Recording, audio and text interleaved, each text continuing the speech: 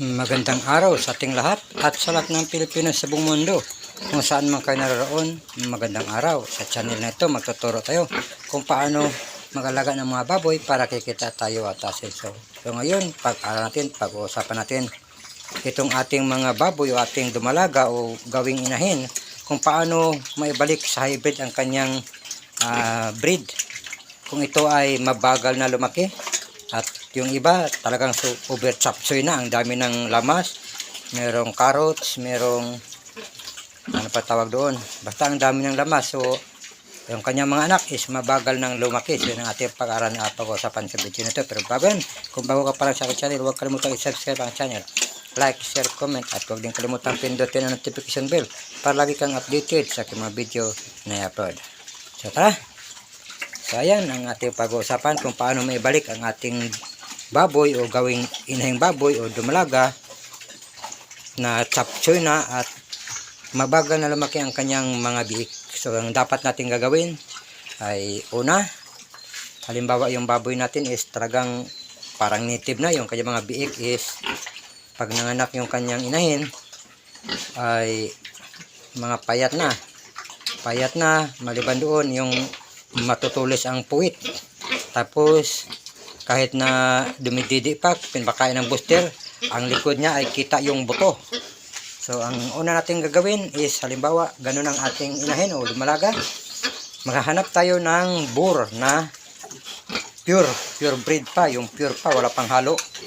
Halimbawa ipagpalagay natin halimbawa Canadian or Australian or Petrine or ano pa bang lahi or Yorkshire, basta pure pa, wala pang halo, yung galing pa talaga sa malaking kumpanya. So ang ginawa ko dito is una, pinabarakuhan ko ng Australian ang kanyang inahin. Tapos nung nanganak, yung anak naman pinabarakuhan ko ng Petrine na F1.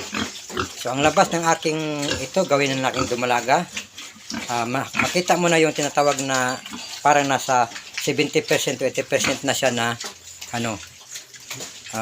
hybrid. Kasi yung pipi niya, ayan, yan na yung pipi niya, pulang-pula na sa edad na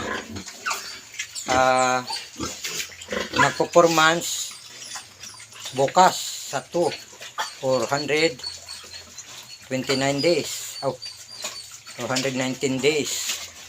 So magpo-4 months, ayan ang kanyang pipi. Ayan, pula-pula.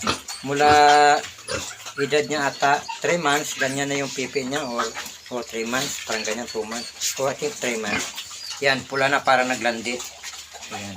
Lumabas na yung pagka-hybrid ng aking yung inahin na chapsoy na, sobrang chapsoy na talaga. Ang dami ng lamas. Meron ng dami carrot, ano pa bang ibang mga lamas sa chapsoy, cauliflower, ano pa ba yung iba, yung basta madami ng lamas. So napaka taas na ng generation. So kaya results na ang ating mga baboy is mabagal na lumaki. Kasi merong mga baboy na halimbawa hybrid, tapos yung anak, yung apo parang gano'n na nangyari, apo-apo na. So hindi na masyadong lumabas yung breed. So ngayon lumabas na siya. Ayan, nasa 70 to 80% na kanyang pag-hybrid. At kita naman sa katawan, ayan. Kita na sa katawan, parang nasa 70 to 80% na siya. So ang ibubur ko naman dito, if sakaling merong Canadian, bigyan ko ng Canadian. Kasi good yung Canadian sa performance sa buro.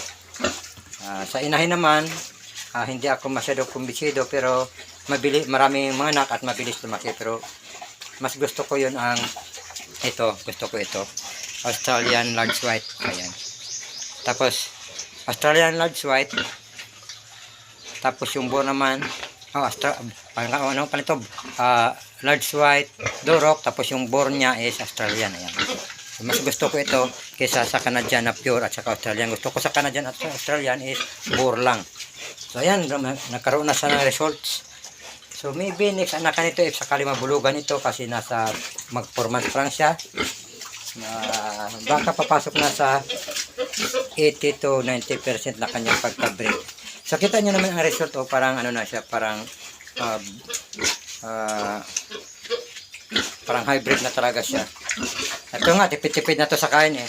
Kasi gagawing inahin kasi. So, tipid-tipid na sa kain. 2 kilos na lang ang kain or kulang-kulang pa. Kasi gawin kong inahin, lumalaga siya. So, ang inahin nito, yung una-una pang mga anak niya is hindi ganyan. Talagang kita mo yung pipi is parang ano lang, maputla. Parang wala lang. Ito, lumabas na yung kanyang breed na parang sa ano pa, sa mga lahi pang Amerikano, British. Ayan, mga pula. Ang mga pula yung silang mga balat. Ayan. So, yun na, lumabas na. So, yun ang dapat nyong gawin. Inahin nyo is mabagal na lumaki yung mga anak. So, yung inahin, bubulugan nyo ng pure muna. Mas maganda pure. Ipagpalagan natin, pure na pitrin. Yung maganda pa, or Australian, Dorok. Tapos, yung anak naman noon, yun din ang bulugan mo na ba ng ibang breed na pure pa din.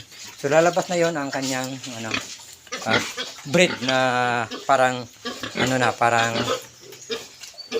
parang may lahi na, parang tawag na halimbawa Pilipina.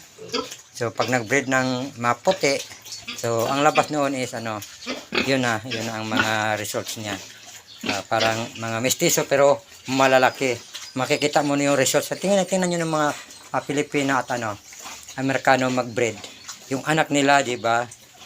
Hindi Amerikano ang kulay, hindi rin Pilipina ang kulay. So, na-mix siya para siyang maputi na maganda tingnan yung kutis. Ganon.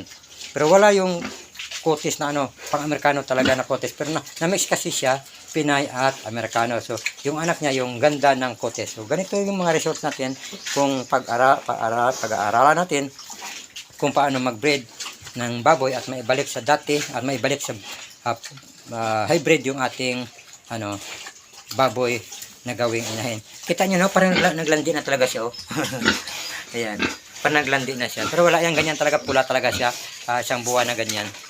So makikita mo na yung performance na ganyan na yung baboy mo pag pumula na yung pipi na at magbago na ang kurba o forma ng kanyang katawan. So ayan.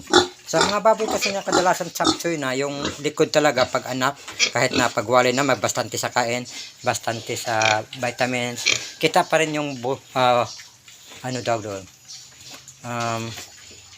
buto sa likod ng kanyang likod.